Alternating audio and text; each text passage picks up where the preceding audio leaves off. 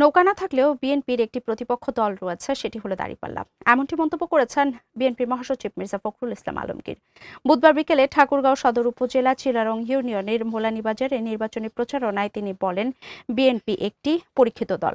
আগামী নির্বাচনে বিএনপি যদি ক্ষমতায় আসে তাহলে ঠাকুরগাঁওয়ের উন্নয়নের জন্য কাজ করা হবে।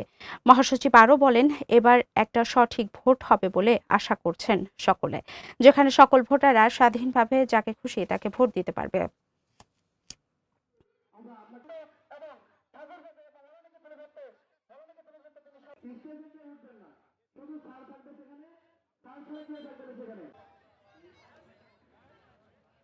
ইনশাআল্লাহ আগামী নির্বাচনে আপনারা যদি আমাকে সমর্থন করেন তাহলে আপনাদের আমি বাকি কাজগুলো করার চেষ্টা করব।